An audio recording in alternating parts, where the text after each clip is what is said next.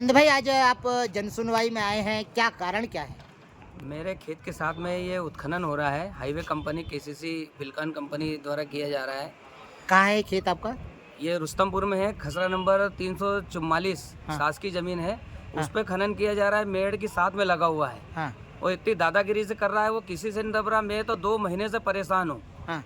मेरे घर में मेरी भतीजी की शादी है। हाँ। पर मैं 2 महीने से इसमें परेशान हूँ। और 20 से 30 फीट गड्ढे कर दिए हैं। झाड़ों को उखाड़ दिया है इसने।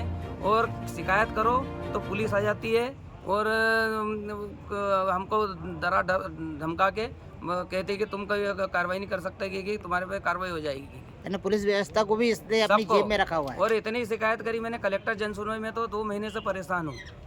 और विधायक सांसद जी को भी मैंने कह दिया है, उसके बाद भी कोई कार्रवाई नहीं हो रही है। और एसडीएम वगैरह बोलते हैं पंधाना के कि ये तो शासकीय ज़मीन है, क्या तुम्हारी ज़मीन पे कर रहे हैं, जबकि उसको 100 एकड़ ज़मीन दी हुई है। उसको आधी अधूरी छोड़ के और उबड़ खाबड़ करके ये पास की लीड पड़ने का कारण और आबादी के साथ में लगी है, ये ज़मीन पे कर रहा है वो। और इसके साथ में आबादी लगी है और बीच गांव में से होके जा रहा है इसके डंपर। पर तानाशाही रवैये से कर रहा है। और इसमें प्रशासनिक अधिकारी भी मिले हुए हैं। सबको पैसा दिया, जब इतनी वो हो रही है तो अभी तक सुनवाई नहीं हो रही। एक किसान की राम राज्य लाने की वो हो रही है और यहाँ की जगह किसान के साथ छलावा हो रहा है। सरेआम गुंडागर्दी कर रहा है वो। आपकी कितनी एकड़ जमीन है? मेरी यहाँ 4 भाइयों की 2-2 एकड़ जमीन है हमारे पास। अच्छा, वो सब सरकारी भूमि से जुड़ी हुई हैं? वो सरकारी जमीन के साथ में लगी हुई। हमारा रास्ता कहाँ जाएगा? हाँ। और 25 से 30 फीट गड्ढे करने से ये झाड़ों को भी उखाड़ रहा है। यानी एक और सरकार पेड़ लगा रही है और ये वृक्षों को पूरा उखाड़ फेंक रहा है। और पंचायत के रोड भी फेंक दिए हैं इसने उखाड़ के, खत्म कर दिए, डंपर चलाए उसमें तो। और नल जल योजना को भी क्षतिग्रस्त किया है। पटवारी को कुछ नहीं बोला आपने? पटवारी तो खुद ही उल्लेख कर रहा था पटवारी का, ठेकेदार, कि पटवारी तो मेरे से बोल रहा था कि कलेक्टर साहब मेरे कोई सस्पेंड नहीं कर दे, तो कि देखो हम बचा लेंगे, कोई सस्पेंड नहीं करेगा। इसके क्या नाम है मेरे पास? क्या नाम है इस दबंग ठेकेदार का? ये राकेश यादव है। हाँ। केसीसी बिल्कान कंपनी का है। हाँ। और इतनी गुंडागर्दी कर रहा है कि किसी से नहीं डरता। ये सरेआम गुंडागर्दी चल रही है इसकी। और जिला कलेक्टर साहब से आपने बात नहीं करी क्या इस विषय में? सबसे बात करी। कलेक्टर साहब को मैं बोल चुका हूँ, आज भी आया हूँ। मैं लगातार अभी आ ही रहा हूँ, 4 बार से तो लगातार आ रहा हूँ। खाली आश्वासन देते हैं, बाकी कोई नहीं वहाँ देख रहा है। खनिज विभाग वाले भी गए थे, वो देख के आ गए। जबकि एक माइनिंग में क्या है, इतना वो है कि 30-30 फीट 25 से 30 फीट गड्ढे करने का है क्या, और वृक्षों को भी उखाड़ देने का है। और किसानों का मेरी तो फसल सड़ जाएगी।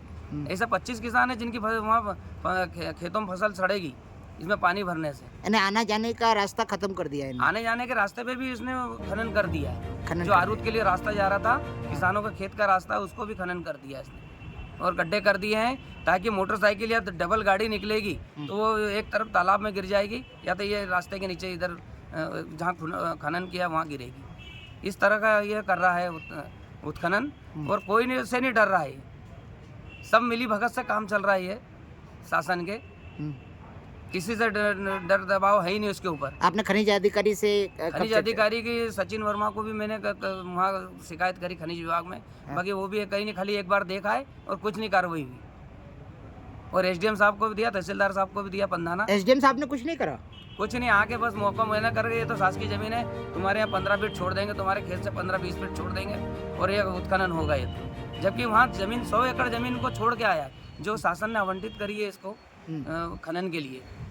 ये आपको किसने बताया? रुस्तमपुर की जमीन है वो भी। और इसके साथ में पिपलोद की जमीन के कलेक्टर साहब को पिछले साल मैंने धनतेरस के दिन वहाँ प्रधानमंत्री आवास का ओपनिंग के लिए गए थे गुप्तेश्वर महादेव मंदिर में। तो उस दिन मैंने कलेक्टर साहब को बोला था, वो गए भी थे वहाँ की जगह, और उन्होंने आदेश भी दिया था कि ये तालाबों का गहरीकरण कर दे। बाकी उसको आधा तालाबों का भी थोड़ा बहुत गहरीकरण किया और छोड़ दिया। इस तरह का वो कारनामे कर रहा है। आपके गांव के सरपंच की भी नहीं सुन रहा है? ये तो मिली भगत है इनकी सबकी, उसको भी पैसे मिले हैं सरपंच पति को। ये तो इनकी मिली भगत से सब पूरी चैनल जुड़ी हुई है इससे। आपका शुभ नाम? नंद किशोर कुमरावत, ग्राम रुस्तमपुर का निवासी हूँ। क्या करते हैं? कृषि है मेरा बस। तो मुझे फिर जन सुनवाई का सहारा लेना पड़ा, जबकि हमने बताओ पूर्व में जिस दिन रजिस्ट्री हो रही थी उसी दिन बताओ अपने पंजीयन कार्यालय में जाकर रजिस्टर ऑर्डर की कॉपी दे दी थी। लेकिन जो उपपंजीयक थे मिस्टर चौहान, ब्रजकिशोर चौहान, उनने उसको मान्यता नहीं दी और उसके बाद भी बताओ रजिस्ट्री को जनरेट कर दिया। जबकि कोर्ट में प्रकरण चल रहा है, कलेक्टर साहब के यहाँ हमारी अपील लगी हुई है, उसके बाद भी कोई सुनवाई नहीं हुई। तब मुझे मजबूरी में बताओ यहाँ जन सुनवाई में आकर अपना आवेदन देना पड़ा। आपका परिचय बता दीजिए। मेरा नाम शशिकांत मेहता है, मैं रामनगर में रहता हूँ, चीरा खदान रामनगर में रहता हूँ। पिता का नाम बैजनाथ मेहता। काका ये कहाँ की जमीन है आपकी? ये राम नागचून की जमीन है। नागचून में अपन खेगांव अहमदपुर खेगांव तरफ जाते हैं तो वहाँ की जमीन है। इस जमीन के वारसान मेरी दादी लक्ष्मीबाई पति श्रीपत लाल थी। उनके पैतृक वारसान हम हैं, मैं हूँ, मेरे भाई लोग हैं और हमारे परिवार के लोगों में से अभिलाष दीवान और उनके परिवार के लोगों ने धोखाधड़ी से षड्यंत्र रच के अपनी दस्तावेजों के माध्यम से उस जमीन के ऊपर कब्जा किया, नामांतरण कराया, झूठ से धोखाधड़ी से बंटवारा करवाया और उसमें से जमीन बेच दी। जबकि हमारी अपील लगी हुई है अपर कलेक्टर कार्यालय में और वहाँ से उसका स्टे ऑर्डर भी हमने बताओ पंजीयन कार्यालय को भिजवा। लेकिन दुर्भाग्यपूर्ण बात है कि हमारे पंजीयन कार्यालय पे हमारा बताऊँ स्टे ऑर्डर देने के बाद भी पंजीयन कार्यालय से रजिस्ट्री को जनरेट कर दिया गया, कोई न्यायालय के आदेश की अवमानना की गई और अभी बताऊँ नामांतरण भी किया जा रहा है और आगे भी बताऊँ हमारे को पूरी खबर है कि वो जमीन और बेचना चाह रहे हैं। कितने एकड़ जमीन है ये? वो जमीन 4 एकड़ है। संयुक्त में है कि अलग अलग है? नहीं, संयुक्त हमारे पूरे परिवार की। कितने परिवार में सदस्य कितने हैं? 9 लोग हैं। हाँ। आपके खाते में कितनी आती थी? 4 एकड़। 4 एकड़। उसमें अभिलाष दीवान ने जमीन का क्रय विक्रय कर दिया है? क्रय विक्रय कर दिया, रजिस्ट्री भी करा ली। जबकि रजिस्ट्री के ऊपर स्टे का हमने कलेक्टर साहब के यहाँ से बताऊँ भेज दिया था, वहाँ पे मैं खुद देकर आया था व्यक्तिगत रूप से। आप आवेदन कब करने गए थे? आवेदन तो हमारा पिछले महीने से करा हुआ, दिसंबर महीने से। ये आपको कब पता चला कि आपके साथ धोखाधड़ी हुई? ये जब रजिस्ट्री करा रहे तो जब पता लगा हमको कि धोखाधड़ी हो रही है हमारे साथ।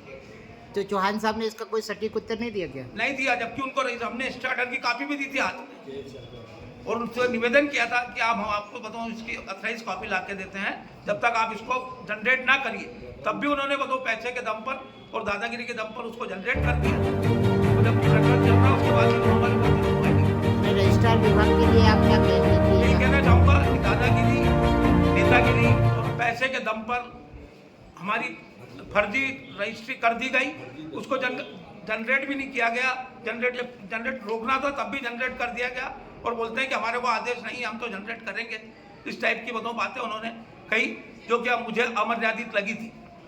तो अब आज जिला कलेक्ट्रेट में जनसुनवाई में लेटर देने आया हूँ, निवेदन करने आया हूँ कि हमारी जमीन जो वास्तविक रूप से हम हकदार हैं उसके ऊपर जो कब्जा कर रखा है उस कब्जे से हमें मुक्ति दिलाई जाए और वो जमीन हमें दिलाई जाए। साल पुराना मुद्दा था वो आज राम मंदिर कल बन चुका, भगवान विराजमान हो गए, राम भगवान। मैं यहाँ का सेवादारी होने के नाते मेरी भी इच्छा आकांक्षा होती है कि भाई क्यों नहीं हमारे दादाजी का भोई चौराती खंबे का मंदिर बने।